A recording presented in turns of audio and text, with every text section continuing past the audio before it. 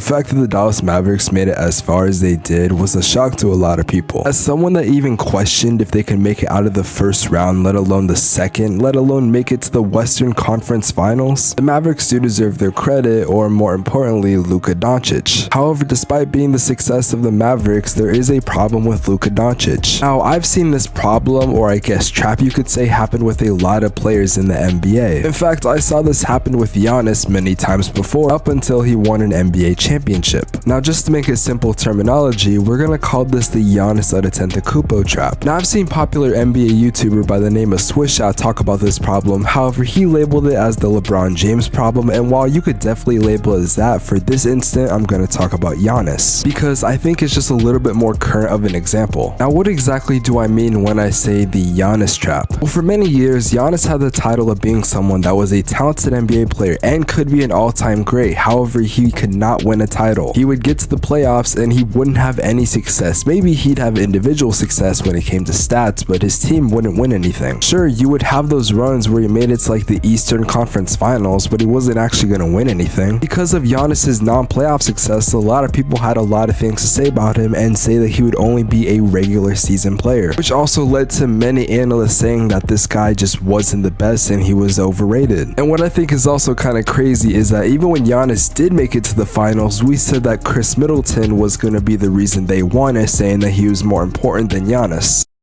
What I've been preaching time and time again, that he's the Batman of this team and Giannis is the Robin. And look, it's okay to be the Robin. Now, this isn't really one of the main points I wanted to say. However, I think this does give some perspective on how Giannis was being disrespected as a player. And that's what leads us to Luka Doncic. Luka Doncic is a great player. He's an amazing player. As annoying as he is, as much as I don't like playing him, he's a damn good player. But with the way things have been going for the last couple of years in the playoffs, and with this being his lucky run in my honest opinion, I don't know what's in store for the future of Luka and this Mavericks team. Because truth be told, this team had a lot of games where they looked like they could legitimately be a title contender, and then they played games where it's like, how did you even make it this far? Now, we're in a day and age in the NBA where most teams have a big three, not a crazy big three like back in the day where we have 3 superstars, but a big three as we can name 3 star players on every team except the lottery teams, which have 2 to maybe 1 star player, which proves my point that you to some degree need a top 3. Like the Phoenix Suns, take Chris Paul, Devin Booker, DeAndre Ayton. The Celtics, you can go with Jaylen Brown, Jason Tatum, and probably Marcus Smart. Even with the Pacers, you can go Tyrese Haliburton, Buddy Hield, and Miles Turner. The point I'm trying to make is that most teams have a consistent big 3, but for the Mavericks, it's an interesting story. You have Luka Doncic, obviously, who is a top 5 player in the NBA the way he's been playing, but then for that second star player, it gets a little bit interesting and quite a mystery. Sure, you can go with Jalen Brunson, however, he just kind of started to break out. And I mean, in the first round versus Utah, when he averaged 27 points per game, I would have said, sure, that's your star player. But in the second round versus Phoenix, he really didn't look that impressive and was only good for a game or 2. And in the Golden State series, once again, he wasn't as consistent. Plus, Jalen Brunson is due for a very big payday in the offseason, which I don't know is justified. I've seen situations where players go off in the playoffs trying to get a bag, however, all they do is get a bag and not do well on their new team. And maybe I'm wrong. Maybe Jalen Brunson is going to go off whenever he gets his bag, wherever it is, but for now, I'm just not confident in him. But okay, what about Spencer Dinwiddie? I mean, having 3 guys as your point guards and supposed to be your big 3 is a very weird combo. But let's talk about Spencer Dinwiddie, because is Jalen Brunson even in the question? To be honest, I think the Spencer Dinwiddie trade definitely did benefit him because he was doing well in Washington, but they just weren't winning. However, Dallas was going to make the playoffs and Dinwiddie had an opportunity to help that team out. But don't get me wrong, 14.2 points per game definitely isn't bad in the playoffs when you're not starting and you're on the bench. But also, like Jalen Brunson, he wasn't that consistent either. Sure, we saw flashes, but they were just flashes. We don't know how good he's gonna be. So the big 3 of Dallas is kind of in question right now. Oh, don't get me wrong, I don't mind their depth. I think it could be good. However, just like the whole team, it's not consistent, which I'm starting to notice is kind of a pattern. I keep repeating myself, but this team does lack consistency. Now you might be asking, how does this all tie into the Giannis trap? How does this have anything to do do with Luka Doncic? Well, for the longest time, the Bucks had an opportunity to go far, but they just never did, and a lot of people speculated that Giannis needed another star. And to be honest, I think Luka could use another star, and preferably a center. There are other options that could be explored, but I think we're going to want to wait till the season ends to see what the offseason is going to look like. But let's say in a hypothetical situation that the Mavericks do get another star player and they only have to give up a couple bench pieces. And we're going to say in this hypothetical situation that they do pay Jalen Brunson whatever he's asking for. I think we're just going to assume the superstar or star player they're getting is a wing or a center. With the way Luka Doncic has only got better throughout the years, I think he's going to have another amazing season once again. And in a perfect situation for the Mavericks, if this other star player that they get does develop and he plays well with the team, I think they're going to be fine. It took Giannis getting only Drew Holiday for them to make another run and actually win the NBA Finals. This isn't to say Drew Holiday is a bad player or is a little piece, however, it didn't take much. They needed an amazing perimeter defender who could be a scorer at times. Whenever you're playing a team like the Mavericks or the Bucks, expect their guy like Luka or Giannis to go crazy. However, you can't win a game only scoring 40 to 50 points. But if you have a guy like Jalen Brunson who could put up 20 or 25 and also dish it out to other guys on the team, and have the other star player who could put up 20 to 25 and once again be someone that can get the offense rolling, your team is gonna be so damn deadly. Especially those games where all the Mavericks players were just on when Maxi Kleber and Dave Bertans and other guys on the team were just hitting shot after shot and making offense happen. It's safe to say that that's gonna very much impact the Mavericks. And to be real with you, I think the Mavericks would be such a scary team if they did that, especially with the type of player that Luka Doncic is. Luka is only going to get better as a player, that's just a fact. And so could this team as a whole. But it is important to note something. If the Mavericks fail to get Luka another star, or at least get someone that can help out Luka, there's a really good chance they can go on a continuous run of losing in the first round or not even making the playoffs, and maybe having that once in a blue moon opportunity to make it to the conference finals but then just lose to a really good team. Now, there are some people that have tried to speculate that the Mavericks only won versus the Suns because of a fluke. Even if Phoenix went out to win that series and did play Golden State, I think the same thing would happen to them that happened to Dallas. And I'm a Suns fan, so no, I don't think it was a fluke. I think the Mavericks played really well, and I also think Phoenix played terrible. Now, Luka has an opportunity next year to really evaluate this team and see what else they're gonna need. A lot of change could happen during the offseason. I'm definitely gonna be interested to see what's going on. I mean, the amount of reports I'm already seeing right now coming from a bunch of sources, some I can't even tell you guys about, but just know this is gonna be an amazing offseason. Also, I just gotta say this, but congratulations to the Mavericks for making it this far. They were not supposed to do this well, but they did. Now, if Dallas wants to settle for winning just a couple of series and not making it to the finals, then that's on them. But I don't think that's the type of player that Luka is. In fact, I think they're gonna come back for more next season. Before this video ends, I want to give a quick moment of silence to the victims of the Robb Elementary School shooting.